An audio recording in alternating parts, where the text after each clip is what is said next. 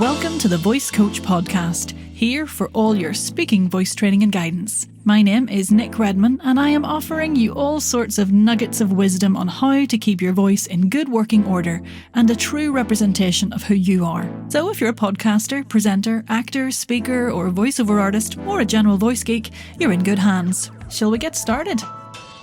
Hi, voice pal. Thanks for coming back again.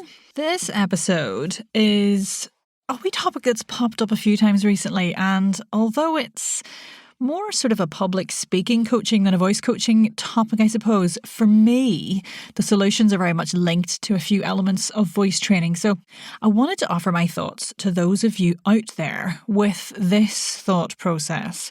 Oh God, I say and so much when I'm speaking. It's a very common hang-up. It came up in a Facebook group this week. I think it was a podcast group of some kind. So this episode is all about how to reduce ums and ahs and erms and filler sounds or filler words during speaking. So firstly, let's address why we may put those filler noises into our speech, because I always think that's the first thing to do. The why. Well, they're thinking sounds, aren't they? They happen when our brains are looking for or locating the next part of our thought. You know, the next thing we want to communicate. We all have to think when we're speaking. Hang on, maybe that's not quite true. Maybe if you've scripted what you're saying word for word and you're reciting it word for word, you don't have to think in the same way. You just sort of read what's there. And that's a totally legitimate way to solve this issue, by the way. If the instance in which you're speaking suits that delivery, crack on, just do it word for word. But not all speaking situations suit that. Podcasts, for example, often require a more conversational delivery, even if it's just a solo presented podcast like this one. Hello to one listener, your good self.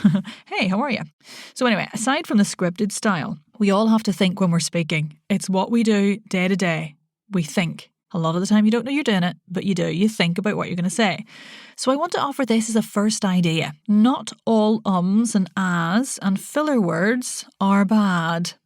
Not all ums and ahs and filler words actually need to be eliminated. Och, jeepers, sure, I've ummed and ahed all over the place in this podcast, I'm sure. And people still listen, ta very much. We as listeners, and I think this is important to remember, we're used to hearing hesitation sounds and filler words. I mean, I say, and like and look and hear and come on and now all the time. They're filler words, but, we still understand what people are saying and we still enjoy listening to people. A lot of the time it's accent related as well, There I go.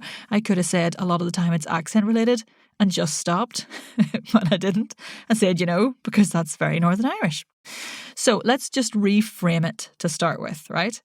I think there's a lot of power when working on any speech and voice feature in just sort of reworking how we view them to start with.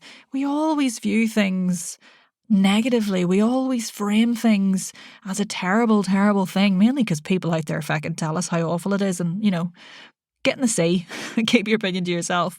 But if we can just reframe it for ourselves, view something more inquisitively with a slightly more positive outlook, it allows us a freer approach to improvement and development or total elimination if that's your ultimate goal. So we're going to reframe it. Filler words and ums and ahs are not all bad. We all do them, and sometimes they suit just fine.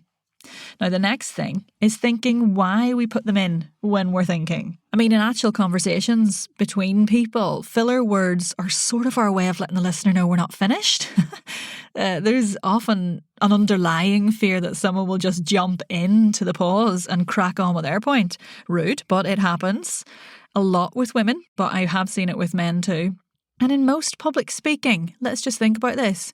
Most public speaking situations where people feed back to me on having issues with filler sounds are actually situations where the speaker has the floor, i.e. no one is going to interrupt because they're not allowed to or they can't. So that's a really good thing to remember as a second point here. There's no one to interrupt if you're on stage presenting at a conference. You've got the microphone. There's no one to interrupt me now while I do this. La la la la la.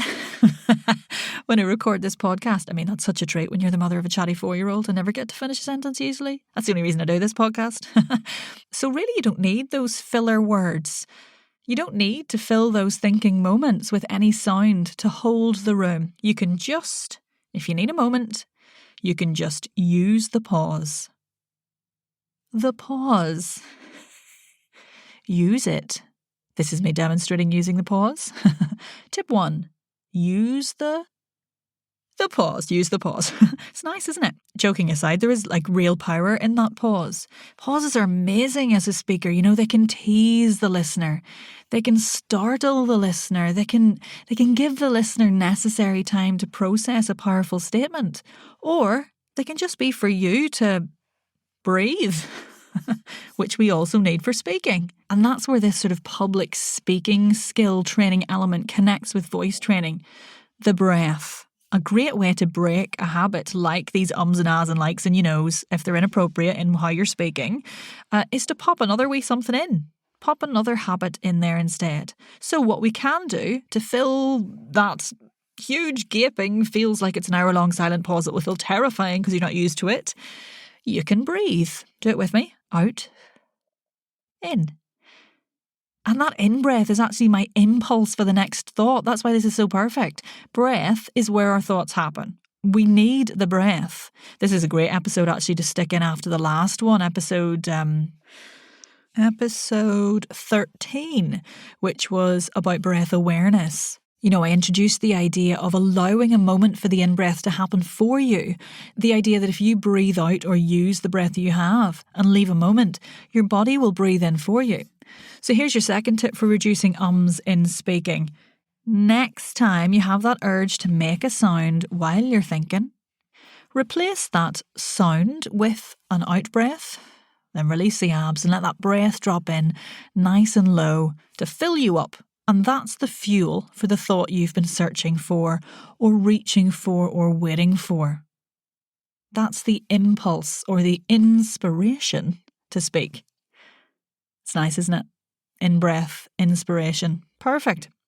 So use the pause, fill it with an out-breath, let your thought collect on that in-breath, which is how our brains and voice mechanisms work subconsciously anyway, and then continue with your speech. Happy days. I think there's a wee mention here in the power of the body in exploring this issue too, though. When we have physical freedom in the body and stability or grounding, as it can be called, and efficient alignment, which you can learn about in episode 8, then our breath actually flows more easily and our thoughts come more freely if our body feels confident in how it is physically. So it's worth assessing the body position when you're speaking. Start from the ground up, feet hip-width apart with the weight evenly distributed over the fronts and the backs of the feet. Release the knees a wee bit, let the spine be long, allow the neck to be free and don't sort of jut your chin towards the mic or the audience. And look, you could do worse than a bit of an body warm-up before you present too, even if it's just a wee shimmy and a spine roll or some neck stretches or some shoulder rolls. Oh, actually, which I've got an episode 12. It's all about physical release, so check that out. Gosh, it's like I'd planned this. That's worked out quite well, considering this was a impromptu responsive episode to what I've seen out there this week. Okay, look, I could go into things as well, like, making sure if you're writing a speech that it's written to be spoken out loud and not written just to be sort of read in your head like a book, because that can really help with the flow of thoughts and help you inhibit the need for those filler words. And I could probably also talk quite a bit about pacing generally in helping this umming and ahhing issue, because if you can find a slower pace to your speech, you're less likely to need those moments to reconnect with your own thoughts. You're less likely to run away with yourself because you'll be giving your brain adequate time to find that next line or the answer to the question you've been asked or your new exciting idea. But sometimes speaking slowly isn't right for the delivery or the style or your accent or your personality. And, sometimes it's just too hard and there's too much to think about. So let's just recap from here. Not all filler words need to go. They're natural and we use them day to day and we're used to listening to them. So give yourself a break. We all use filler words to think. Nobody can say they never use them. We all have to think. So once again, give yourself a break. They're not always the enemy, no matter what some agent on the internet tells you. Number 3, use the pause. It's really powerful for so many reasons for you as a speaker and really useful for the listener actually too.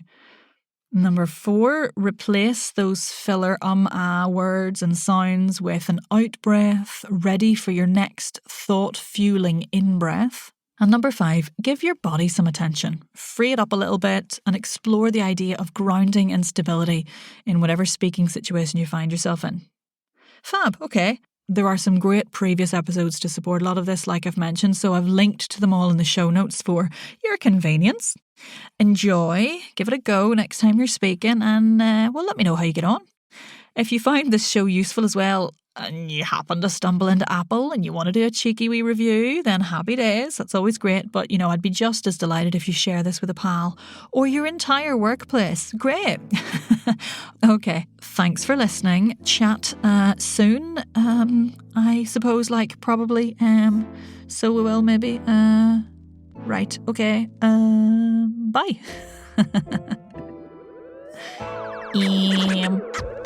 Thanks for listening to the Voice Coach podcast. For even more support with your speaking voice, head on over to our free community, the Voice and Accent Hub on Facebook. See you in there.